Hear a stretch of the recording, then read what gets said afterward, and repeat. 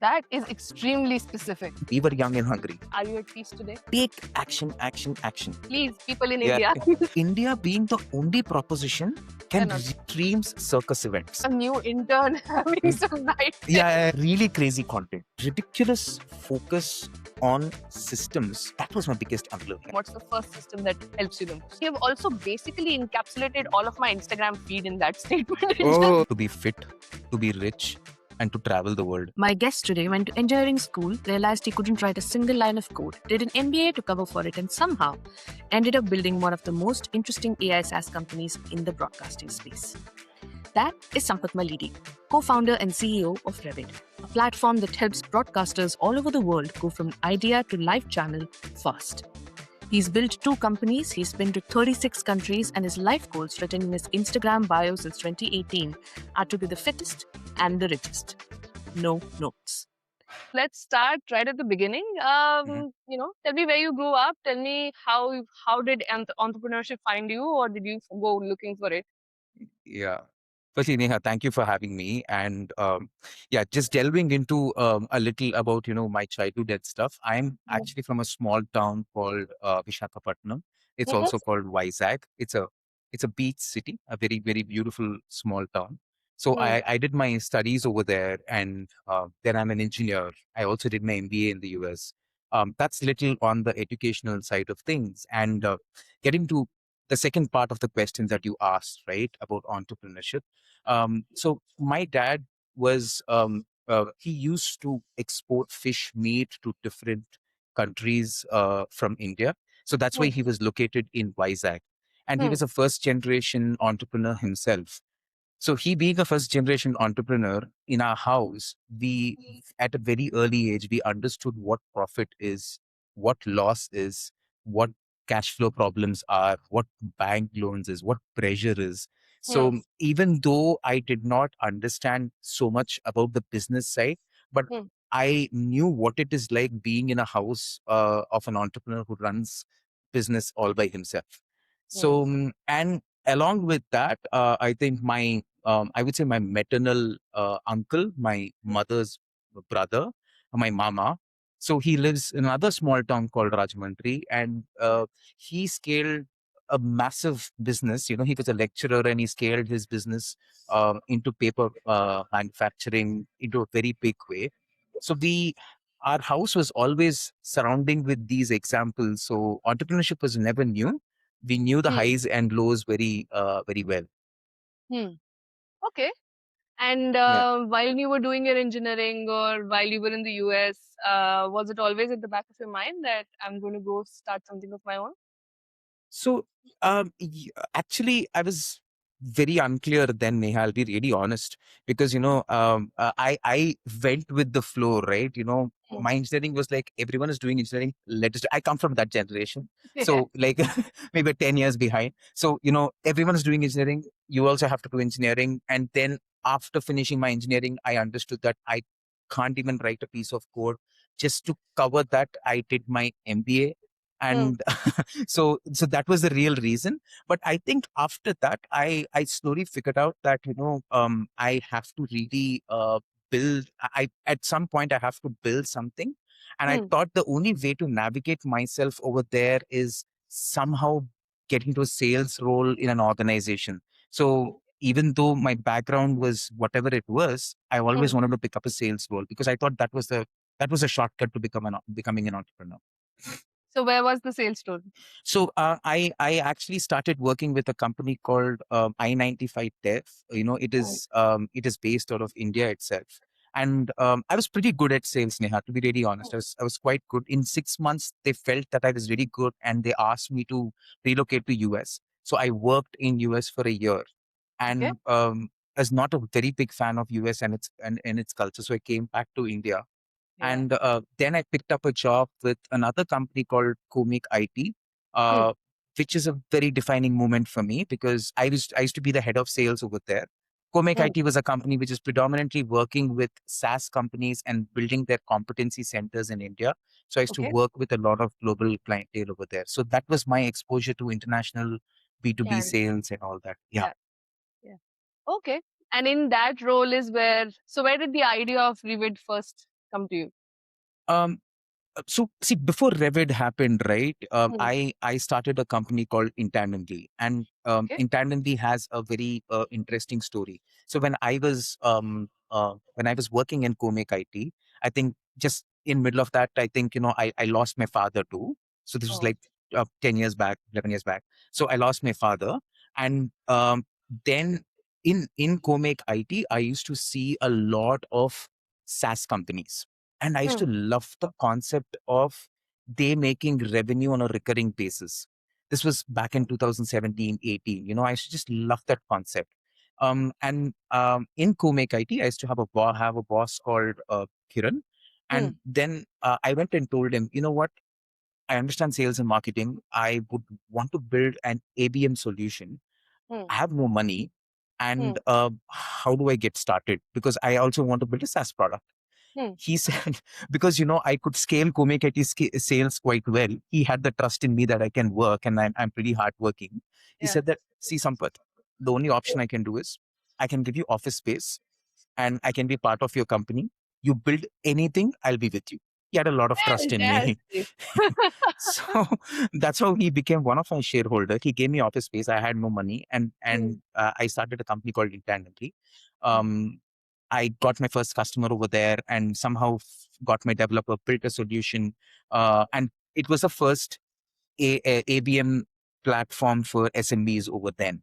So that's Tell how me that more about company. what an AVM platform is. I don't know. It's an account based marketing platform. Okay, all right. So So, where you oh, pick so you that then in ended up being, 2017, 18. yeah, Yeah, correct, oh, correct, correct. So I mean, right now it's a very known concept, but I just felt that the quality accounts you take and you go after them, it makes a lot of sense. hmm, So that's how that company started, and it's still running. So right now, that company is completely led by my sister Shweta. hmm, She's the one who completely takes care of it. I'm hardly in the operations, but it's hmm. been around 8 years, and the company is actually doing quite well. So that's how the real entrepreneurship journey started. So the biggest credit goes to my boss then, Kiran, because if he didn't give me that Absolutely. levy, I don't think I would have actually kind of formed that. Yeah. And then in between, I think, how Revit started is also very accidental and a very interesting story, Neha. So what Hmm, happened is my co-founder now, Naresh, who's the hmm, CTO also at Revit, because I'm full-time at Revit right now. hmm. And I went to Vizag. He's also from Vizag. He, along with his friend, built Hmm. a short video platform called Remush, which is Okay. like TikTok in India. Hmm. Okay. Okay. They just built it for the fun of it. And they built, and TikTok got banned. And suddenly they had, because users were searching for TikTok's Something alternative, similar. just something similar. And overnight they amassed close to 1 million users. Oh, And wow. then they didn't know what to do. The bills were raising. It's a B2C business. They had to raise money, and they were so confused, and they wanted to shut it down. And that's when it was just the timing was right. I just went to Vizag, and Naresh is my classmate from engineering. Hmm. So we studied together, and he was the real studious guy. Was everyone were intimidated of him. Was like, why is he so smart? So and then he and his friend, when they showed me the platform, I was like, this is incredible what you guys have built. See, instead of shutting this down, I will do something. I think, why don't we package this in such a way and sell it to other businesses? Let's not take the B2C route. Let's be the B2B to C kind of a company, if we can really do that. So it took around 3 months, and then Naresh really quickly put together and repackaged everything, and we got into the market. And when we got into the Nice. market, and because I was always a sales guy, I could actually get my first customer from Africa. He really trusted us. Who's still our customer, by the way. So Wow. and that's how the whole Revid story kind of unfolded. So it was Oh, very accidental. Neha, I am not a visionary. I simply wanted to make more money. I was very opportunistic, and I felt, and as I told you, the engineer in me appreciates I can't code. Is like something great is there. Like, wow, that's really cool. It's something that is really nice. So that's how that whole story kind of unfolded. Wow. So a little bit of everything from every part of your life, right? A co-founder that you met as a student, a boss who was really kind to Yeah, kind of get you started, yeah, yeah, yeah, and your ability to kind of put things together and say, SaaS is what I want to do. yeah. Always, I mean, effectively, this is the platform is the concept at the base of it is SaaS, right? I'm providing you a Correct. Correct, correct. SaaS is, yeah. Now it yeah, became AI SaaS, but yeah, Revidd yeah. has become kind of AI SaaS. But See, again, the essentially, core. Yeah, no, please no, go go ahead. ahead, please. Yeah, basically the core of it, Neha, is that whenever, especially when I was starting, having no money then Mm, was the biggest strength, because that is when you leverage every everything. relation that you have, everything is which is on Yeah, hand. yeah, When you start getting a lot of money, that's when things actually really change. But I yeah. think the best I could do is whatever was there. So yeah, I think that's how it works. Yeah, and also having no money gives you kind of naive braveness, right? You'll go Yeah, and try anything. Who cares? Because there's yeah, nothing yeah, to do. yeah. So the, that also kind of works the only very thing was my risks were higher because I was married then. well. So I was married by then. By the time I really took that risk, my wife was brave enough to say that just go ahead and do whatever it is. So what is there in my bravery? Yeah, well, you now she found a spends good it. one. Now she spends my money. That's a different Ah. case. So You know, it's that's how it only is. it's only fair now It's that very she fair. can Very fair. spend the Very fair. money. That's very, very nice. Yeah. And coming back to spending a little bit more time on Revit, why don't you now just tell us in brief what it does and what's the journey been like? Sure. See, Revit's journey was very simple, like, just continuing to what I've mentioned, right? I think, see, currently where we stand as a company is we are a AI SaaS company Hmm, completely tailored towards broadcasters.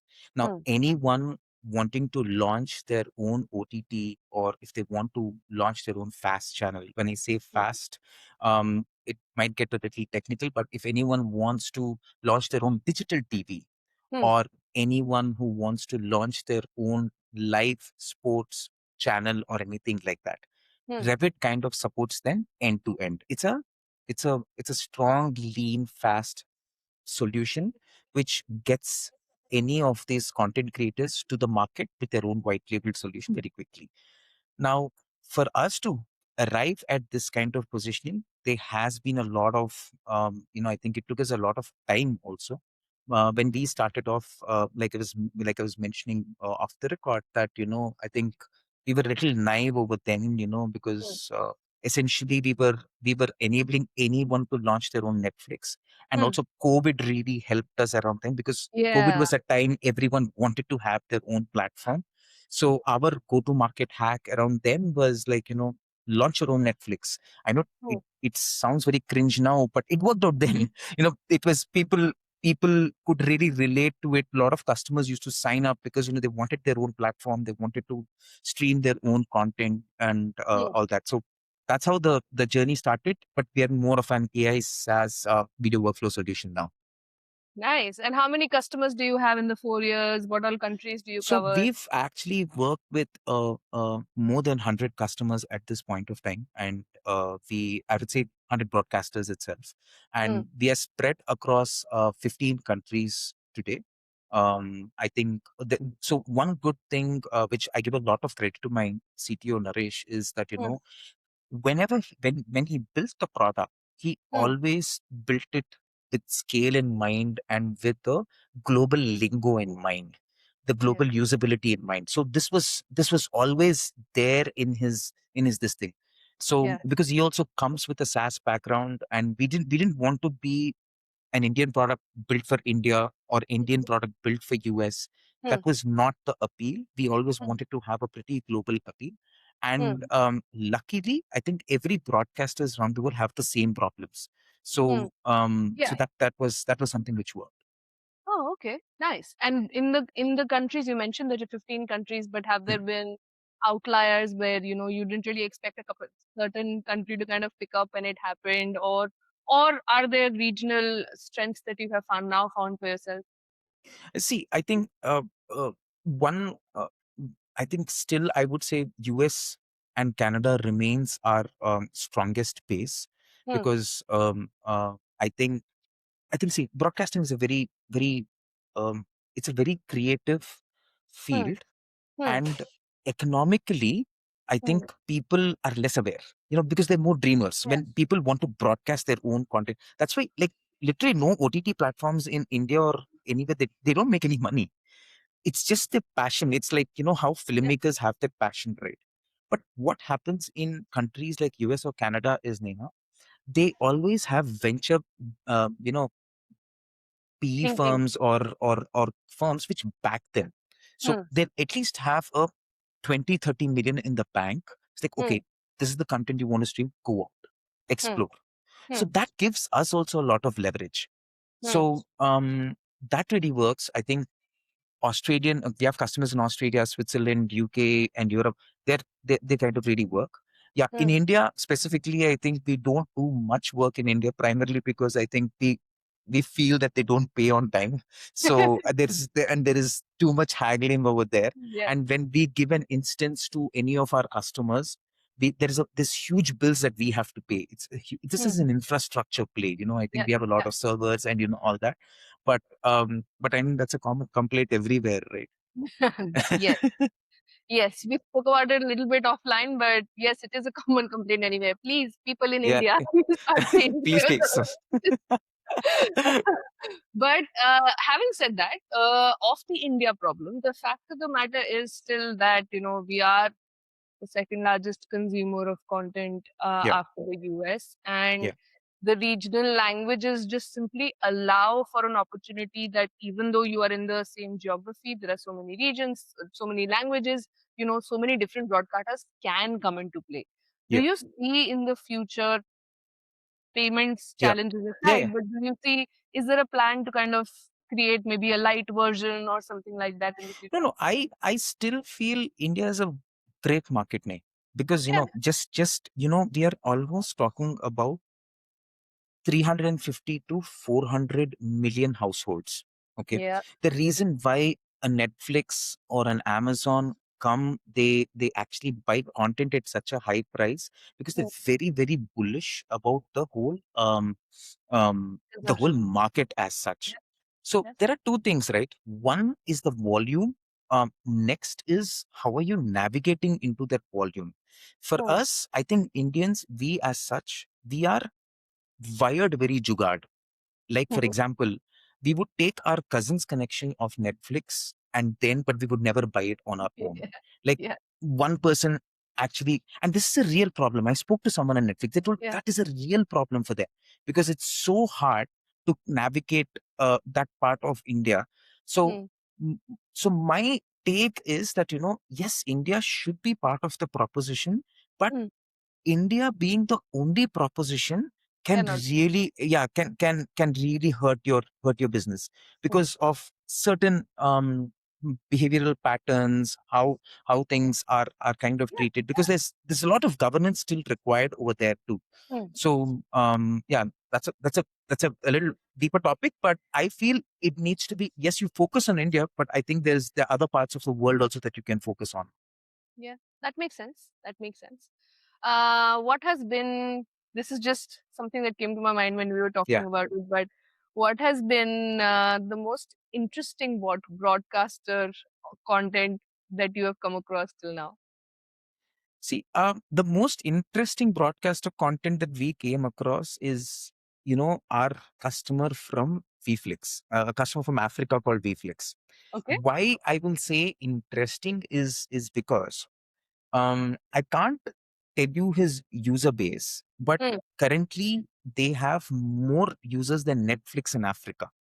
Woohoo. And yeah, they're really big over there. And Mm. and the most interesting part is, it's a very lean company.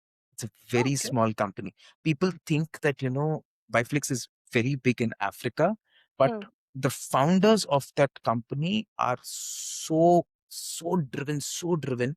Like, they crack the content game out. They crack the monetization game out. Mm. And yeah, I think I should say that the user base is upwards of 5 million in Africa, which is really, really good. Yeah. Yeah. And they came to us when we were young. they were young and hungry. We were young and hungry. So you guys have And built together. we kind of built it together completely. We Nice. built it from scratch, and all that. And the kind of content that they also deal with is I think they deal with general content. But to Hmm. give you another example of certain customers, right? um we have a lot of customers who are niche players. Hmm. Like, we have a customer in uh in Switzerland who Hmm. streams circus events. That is extremely specific. That's extremely specific. He actually streams circus events, and there is huge audience for him. Okay. Hmm. We have a customer in France who actually only has um psycho horror movies. That's it. Only psycho horror. And Wow. and it is really crazy content. And Yeah. I think if our dev office is based out of Vizag, and Hmm. it is really funny because I think if when you walk into the office, there are TVs all over. You'll have the QA teams testing everything. So they actually will be testing different kinds of content on every screen every day. So it does get a little funny, actually. Yeah, I can Yeah. imagine a new intern having Mm, some nightmare. yeah. Correct. Yeah. And that too, I think nowadays content has gone in every Denegrive, possible eh? way. In every possible way. Another customer in Australia who actually streams theater plays. Oh, okay. Theater plays, and he uses our platform for that.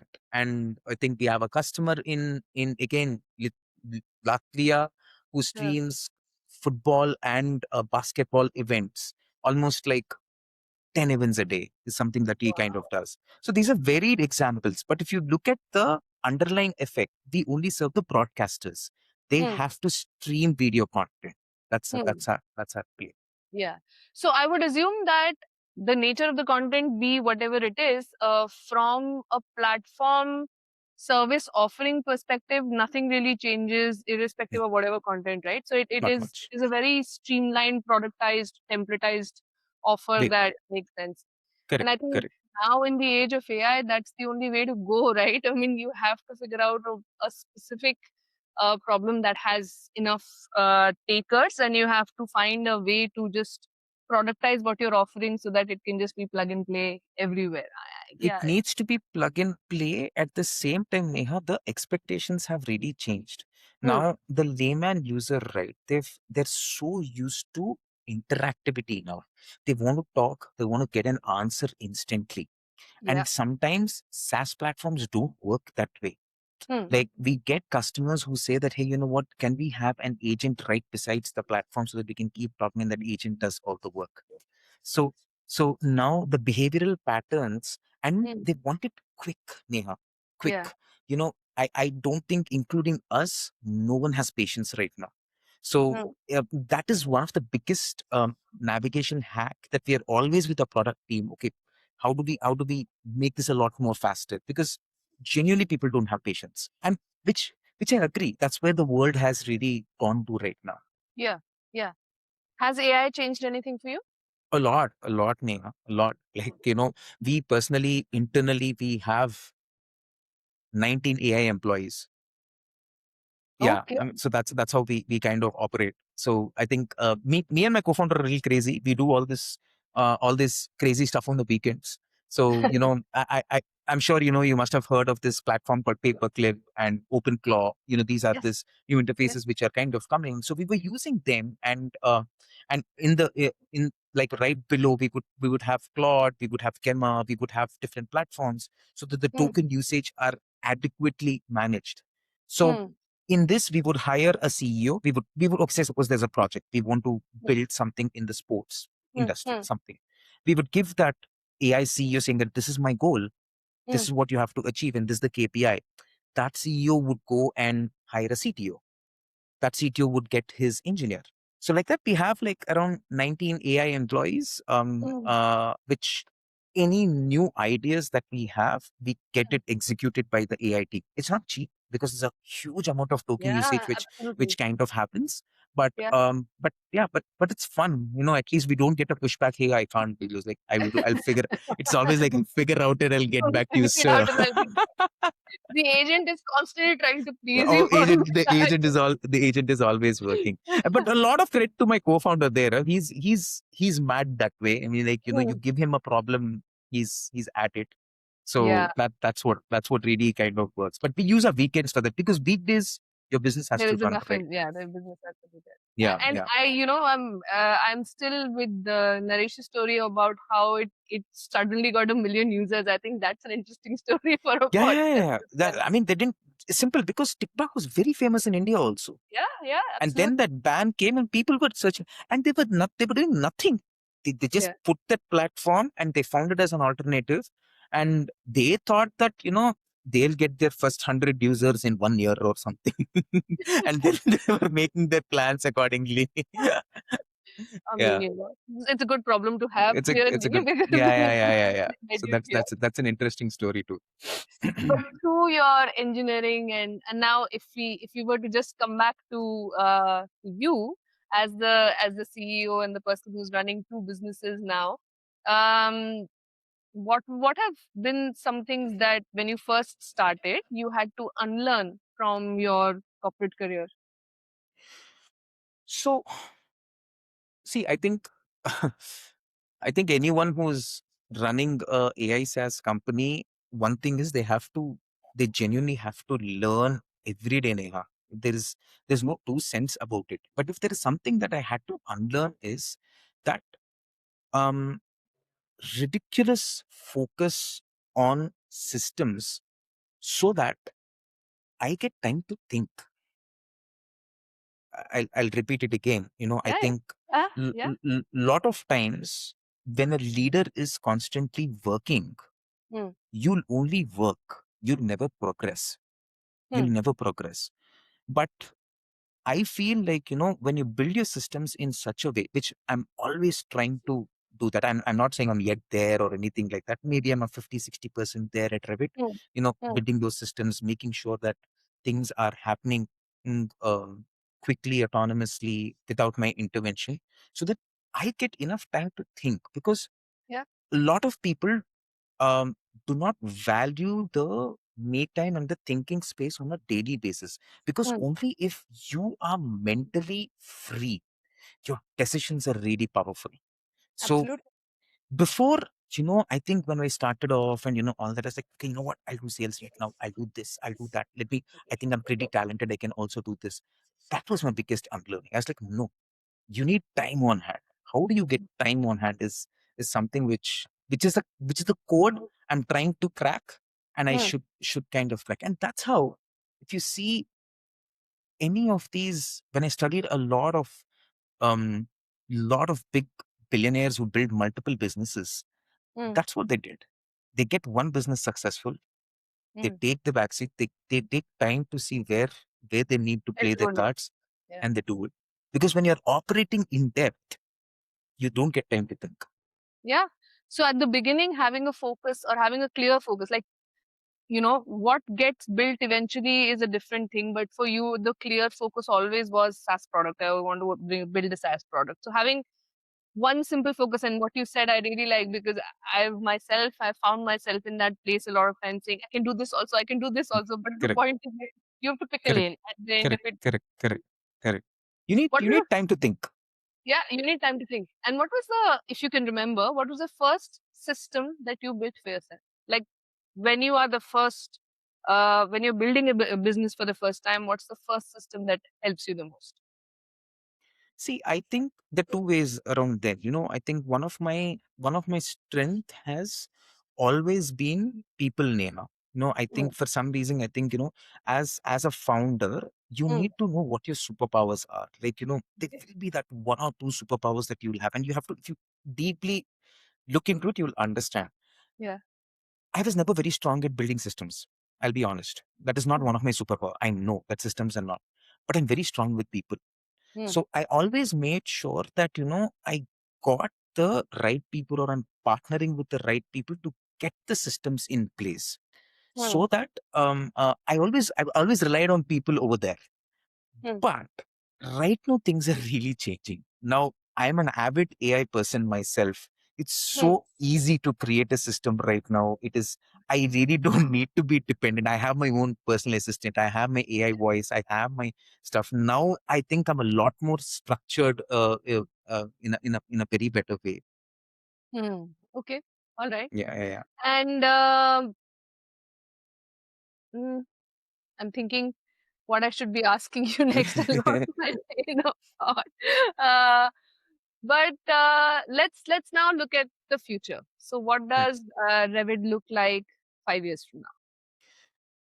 Neha, I'll be honest. Um, it is very tough to predict what is going to happen in 6 months only, because Thanks the to AI.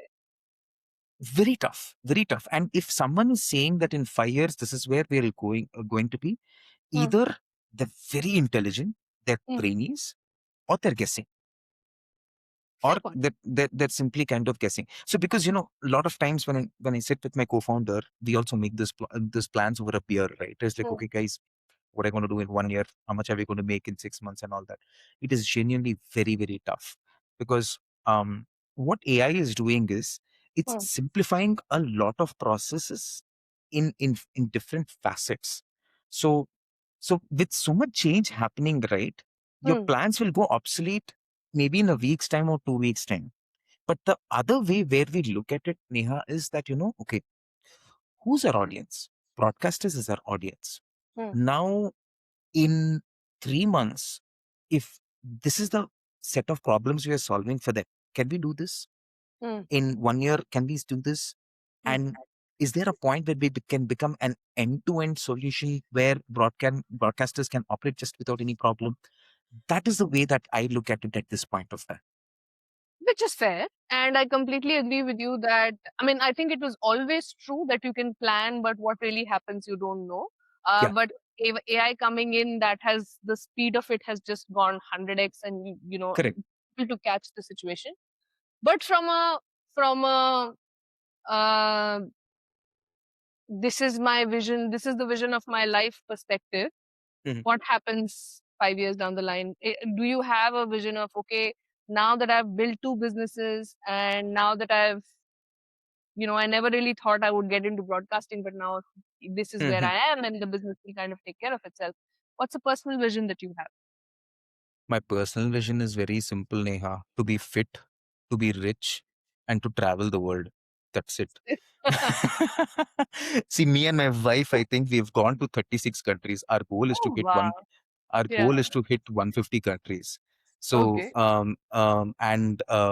rich in the sense, in my head, I know the figures. I know how much I have to make, Sure. and be ridiculously fit, I think, and keep building what you like, and just see to that it is growing. I know these answers are very contradicting to what visionary answers you get, but I'm being No, very authentic no. over here. This is, yeah. And, I mean, I love the fact that you're just being very simple about it. Yeah. I just want to Yeah, be fit. I want to take care of my body and my health. I want to take care of money, and I want to travel the world. that's By it. the way, you've also basically encapsulated all of my Instagram feed in that statement. It just Oh, goes, thank you. come up. So, Thank you. yeah. Thank you. So, It's no, funny, I think, if you go to my Instagram, my handle, yeah. this is the caption I put in 2018. And that Uh-huh. was, it says, Sampath Mallidi, be Uh, the fittest and the richest. That's it. that's it. That's it. Nice. I don't have any other goals in life. Very good. That's great. What's something you wish that more people asked you about? um, I wish, Hmm. and which I don't get asked. Like, I wish people asked more about a CEO's mental health. Okay. I'm genuinely telling you, because I realize that people come and ask you how you are, what's Hmm. doing, how is business, and all that.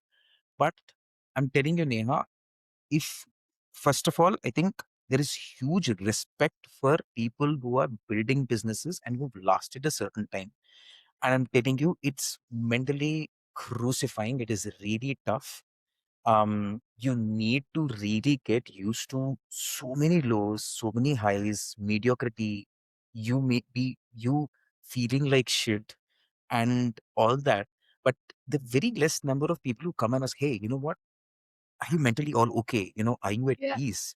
Like, I feel I wish someone asked me that, because not that it helps me, but I feel it helps a lot others. So I think that would be one thing. Yeah. All right. So let's end with that. Are you at peace today? Yes, it's Saturday, right?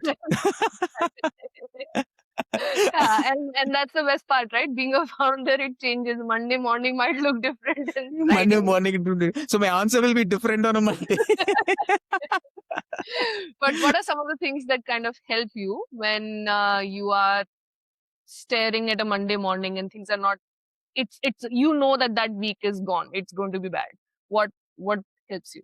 See, firstly, I think, I'm not trying to glorify mental health or anything like that, right? Yeah. But I think the biggest way to conquer that is immense action. Take action, action, action. I think that's the only way. Sure, you can go smoke yourself out, Hmm. drink, Nothing yeah, else. do all these Nothing. things, but nothing really matters on when you're coming back and taking that action. The quicker you do, Hmm. that means the more, I think, the more intelligently you're adapting yourself, and the more time you take is that means you're still inexperienced. Nice. Very nice. It's just ridiculous action. That's it. That's all. Ridiculous. That's the end of the day. That's all that matters, Hmm. So if because I had it to just sum doesn't up, let you sleep. Sorry. no, I was just saying. So if I had to sum up this conversation, it is get simple about your goals, take ridiculous action, and just like people and stay happy That's it. And be honest to yourself. and be honest to yourself. All right. And on All that right. Yeah. note, Sampath, I'm just gonna go ahead and say my goodbye. It was Okay. wonderful, wonderful speaking with you. Really enjoyed the conversation, Thank you. Thank you so and I much, hope Neha. that we connect very soon again. Yeah. 100%. Thank you so much for taking time out too.